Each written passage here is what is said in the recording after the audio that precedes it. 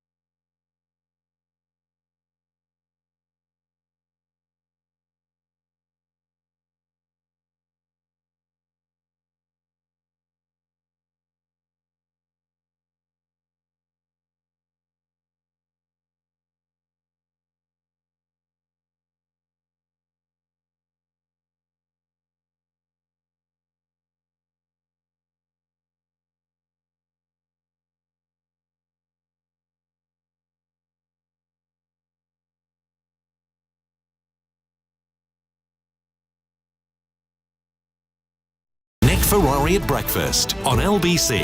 Call 0345 6060 973. Let's just fill in some of the emails, texts and tweets that have come in concerning overseas travel. Hugh in Battersea: I have 3 workers returning from Qatar. They've all been jabbed and had tests on the way out, spent a week in quarantine hotel on arrival, have to do a PCR test on their return, then spend 10 days in a Heathrow hotel at £1,750 per person.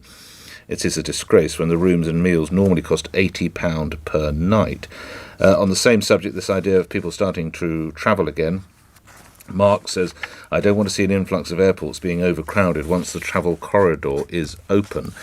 We also talked a little bit, of course, about these upcoming local elections. We've only got another day and a bit that we can talk about that because, of course, on Thursday we have to stop. We had an interview with Sir Keir Starmer. Dawn in Kent says he was wrong. Chasing someone over wallpaper when the country faces far greater things is beyond me.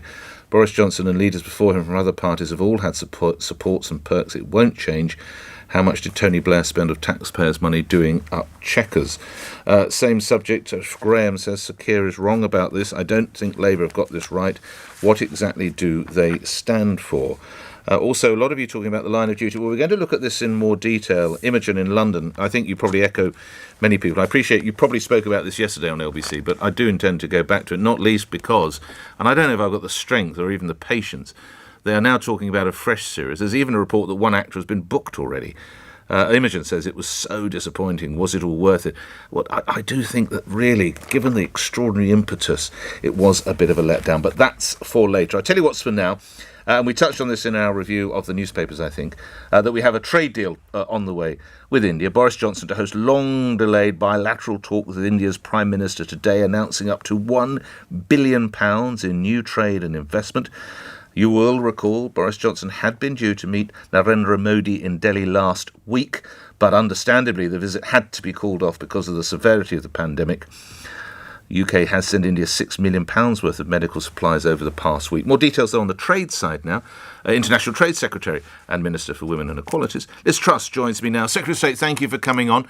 Can you put some details on the bones of this story? What sort of trade deal is it? What is it going to benefit? Good morning. So what we've announced today is $1 billion of investment and exports, which will deliver 6,000 jobs across the United Kingdom, so in places like Rochdale, Newcastle, Derby. So lots of opportunities there. We're also opening up new markets for British medical products into India, British food and drink products into India. And similarly, we're allowing the Indians more access to our market as well. But this is really the tip of the iceberg of what we could achieve in a free trade deal. We're going to start negotiations for the free trade deal this autumn. We currently have 24 billion of trade with India. We want to double that by 2030 and really get some of the tariffs removed on key products like whiskey and cars. So car tariffs are over 100% into India. Whiskey tariffs are over 100%. So we want to get those reduced and removed.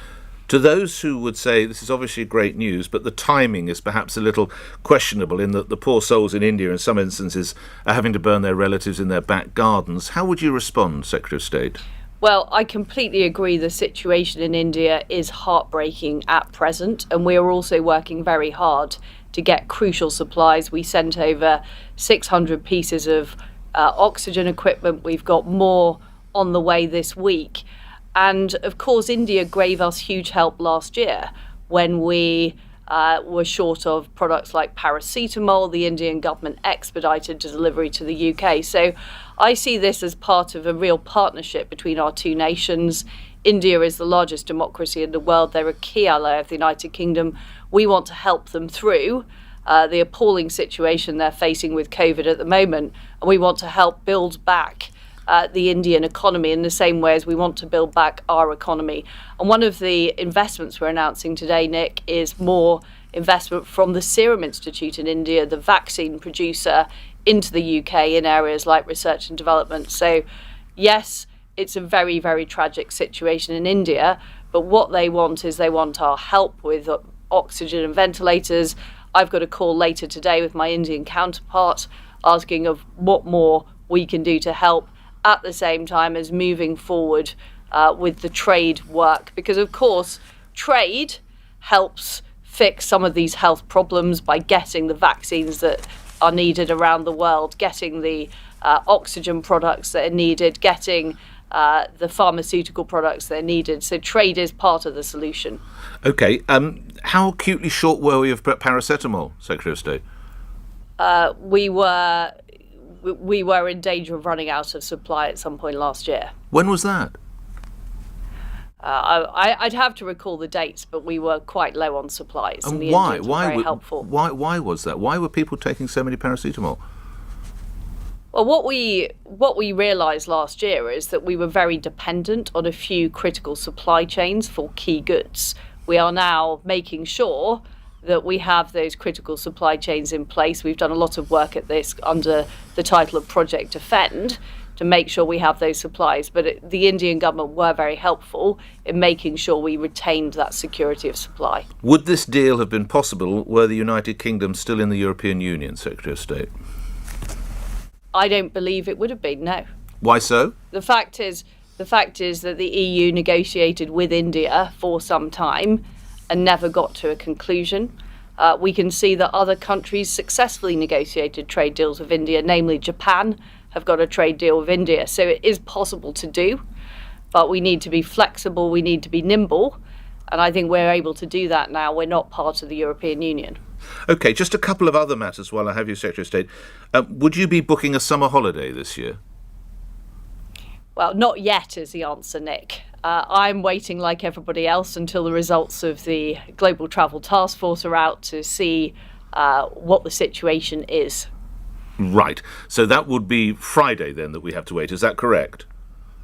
Well, it's shortly, Nick. I can't confirm the precise date, but I can assure people they won't have to wait much longer. OK. But how important is it, of course, for your role as International Trade Secretary to get Britain able for businessmen and businesswomen to start trading in an international basis again? Liz Truss. It's very important. There's a certain amount you can achieve on Zoom or Teams, but it is the face-to-face meetings that can really drive business forward. So, of course, we need to do it when it's safe. Of course, we need to have the right procedures in place. But it is incredibly important that we are able to get travel going again. Of course, for trade and business, of course, for people to see their families, and for travel in general. And just lastly, as a former education minister, how concerned are you that the situation up at the school at Batley, which had to allow the pupils to go home early before the Easter holidays because of protests by some Muslim parents, that has still yet to be resolved, and this particular teacher's career could be blighted? Secretary of State. Well, I'm not fully au fait with the details of that case, but of course it's incredibly important that we get schools up and running and get them working. All right, I'm grateful for your time. Liz Truss appearing here on LBC. Thank you. We're at 8 o'clock. News is next. On your radio, on Global Player, and Play LBC. leading Britain's conversation. This is LBC. From Global's newsroom at 8 o'clock. Care home residents in England can now leave for low-risk visits without having to isolate for 14 days when they